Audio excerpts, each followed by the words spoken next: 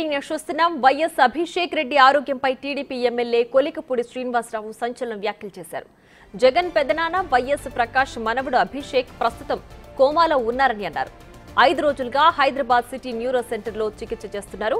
అభిషేక్ రెడ్డి అనారోగ్యంతో కోమాలో చావు బతుకుల్లో ఉన్న జగన్ భారతి ఎందుకు పరామర్శించలేదని ప్రశ్నించారు.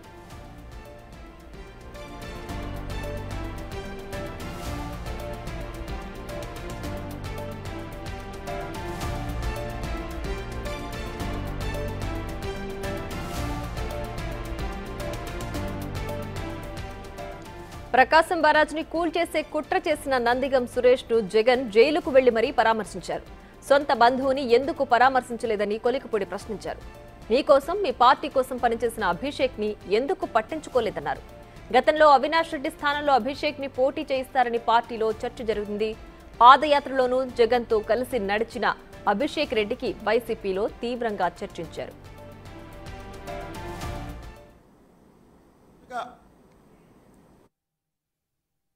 వైఎస్ జగన్మోహన్ రెడ్డి ప్రాతినిధ్యం వహిస్తున్న పులివెందుల నియోజకవర్గంలో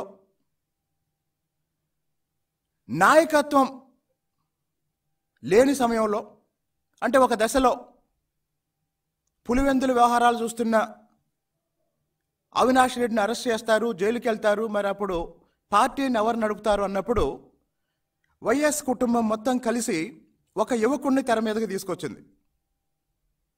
ఆ యువకుడి పేరు YS Abhishek Reddy. Doctor YS Abhishek Reddy. Doctor YS Abhishek Reddy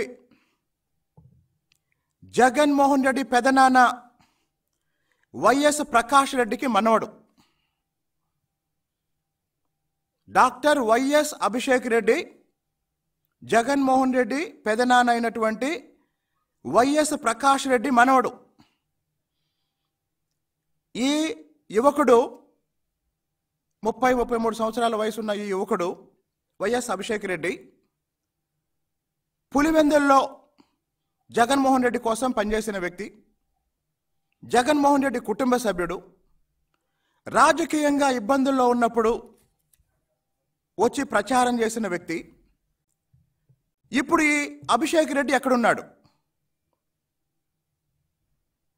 ఈరోజు గుంటూరు జైలుకెళ్ళి నందిగం సురేష్ని పరామర్శించిన జగన్మోహన్ రెడ్డిని అడుగుతున్నాను, నీకు తమ్ముడు వరుసయ్యే, నీ కోసం పనిచేసిన, నువ్వు ఇబ్బందుల్లో ఉన్నప్పుడు నీ కోసం నిలబడ్డా డాక్టర్ వైఎస్ అభిషేక్ రెడ్డి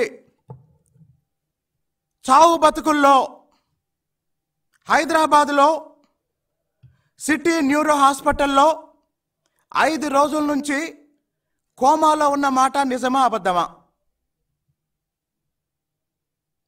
నీ కోసం పనిచేసిన అభిషేక్ రెడ్డి, నీ కుటుంబ సభ్యుడైన అభిషేక్ రెడ్డి పులివెందుల నుంచి నీ కుటుంబంలో ఉన్న మీ బాబాయిలు, మీ పెదనాన్నలు, మీ బంధువులందరూ, అంటే అవినాష్ రెడ్డి కుటుంబం, అలాగనే వైఎస్ కుటుంబంలో ఉన్న దాదాపు అందరూ హైదరాబాదు వెళ్ళి హైదరాబాదులో ఎప్పుడైతే ఒకప్పుడు నువ్వు కోడి కత్తికి ఎక్కడైతే చికిత్స చేయించుకున్నావో అదే హాస్పిటల్లో, సిటీ న్యూరో హాస్పిటల్లో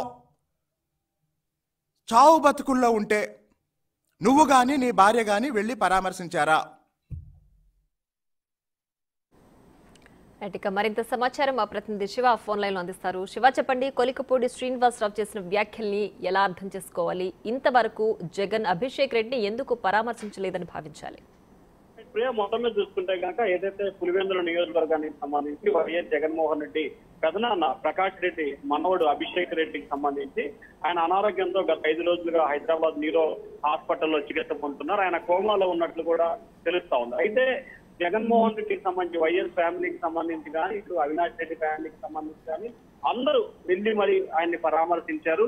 ఆయన ఆరోగ్యం గురించి వాకప్ చేశారు. కానీ మాజీ ముఖ్యమంత్రి వైసీపీ అధినేత జగన్మోహన్ రెడ్డి గాని ఆయన సతీమణి భారత్ రెడ్డి గాని పరామర్శించకపోవడంతో టీడీపీ నేతలు తీవ్ర స్థాయిలో అసంతృప్తి ఆగ్రహం వ్యక్తం చేస్తున్నారు. ఎందుకంటే గతంలో పులివెందుల నియోజకవర్గానికి సంబంధించి అవినాష్ రెడ్డి కనుక అరెస్ట్ అయితే అతన్నే ఇన్ఛార్జ్ గా ప్రకటించాలి, అలాగే కడప ఎంపీ అభ్యర్థిగా అతన్నే పోటీ చేయించాలని చెప్పి కూడా ప్రచారం జరిగింది. ఒక దశలో అతని పేరు కూడా తెర మీదకి వచ్చింది.